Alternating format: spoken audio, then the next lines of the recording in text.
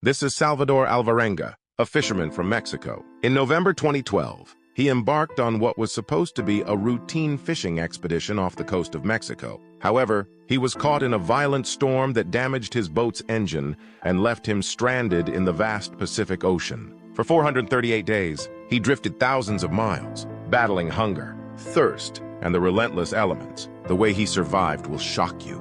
Salvador Alvarenga was born on July 11, 1975, in Garita Palmera, El Salvador. He grew up near the coast, and from a young age, he developed a love for the sea. Like many in his community, he took up fishing as a profession, eventually moving to Mexico in search of better opportunities. By 2012, Alvarenga had settled in Costa Azul, a small fishing village in the Mexican state of Chiapas. There, he worked as a professional fisherman, a job that required both physical endurance and a deep knowledge of the ocean. On November 17, 2012, Alvarenga set out on what was supposed to be a routine fishing expedition. He planned to catch sharks and other fish off the coast of Chiapas, hoping for a good haul to sell at the local market. His usual fishing partner was unavailable, so Alvarenga enlisted the help of 22-year-old Ezequiel Cordoba, an inexperienced fisherman who had never been far out to sea. The pair departed early in the morning in Alvarenga's small, 25-foot fiberglass boat, equipped with a single outboard motor, a cooler for storing fish, and basic fishing gear. Alvarenga was confident in his abilities, having made similar trips many times before. He expected to return within a day or two with a boat full of fish.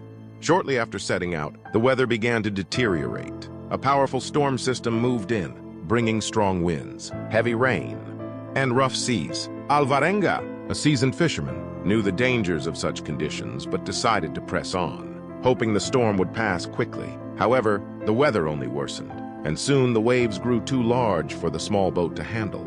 The storm raged for 5 days, during which the boat's motor was damaged, leaving them adrift and at the mercy of the elements. Without a functioning engine, they had no way to steer the boat or return to shore. The strong winds and currents pushed them further out to sea, away from the Mexican coast and any hope of rescue.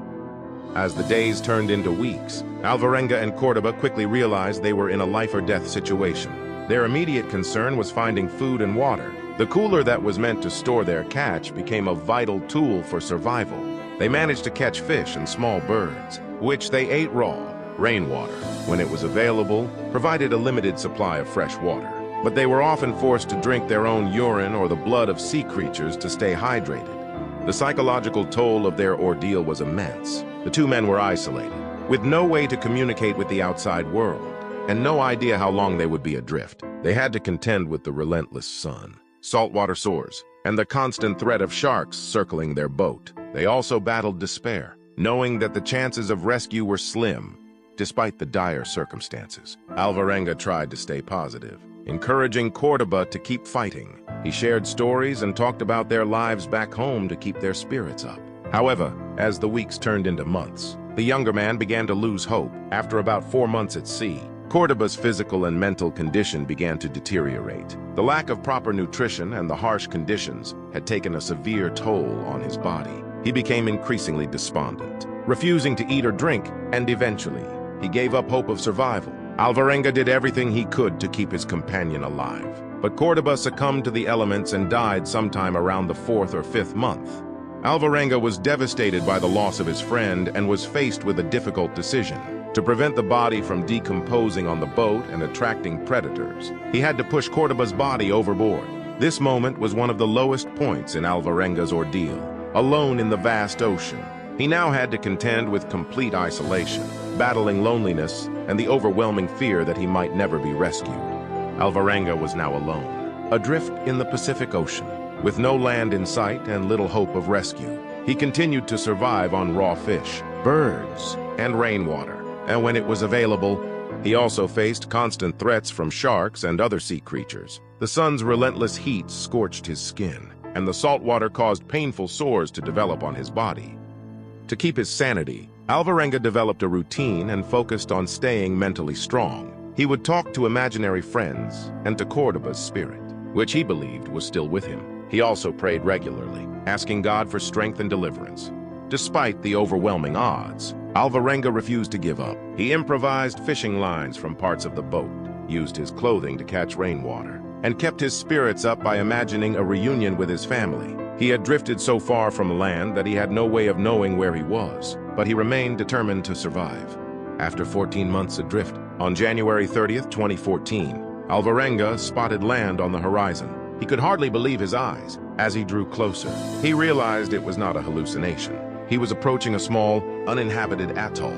With renewed hope, he paddled toward it using his hands, and after a grueling effort, he finally reached the shore. The atoll turned out to be part of the Marshall Islands, located more than 6,700 miles away from where he had originally set out. The journey had taken him across the Pacific Ocean, from Mexico to one of the most remote places on Earth.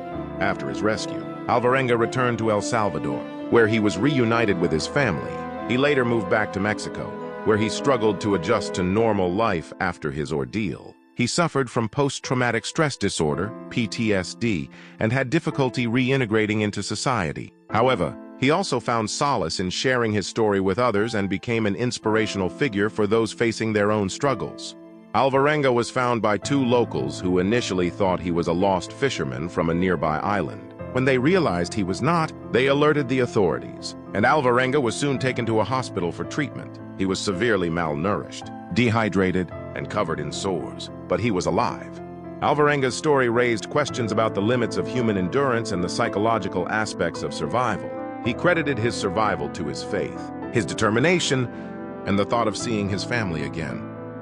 In 2015, Alvarenga's story was documented in a book titled 438 Days, An Extraordinary True Story of Survival at Sea, written by journalist Jonathan Franklin. The book provides a detailed account of his journey and the psychological and physical challenges he faced.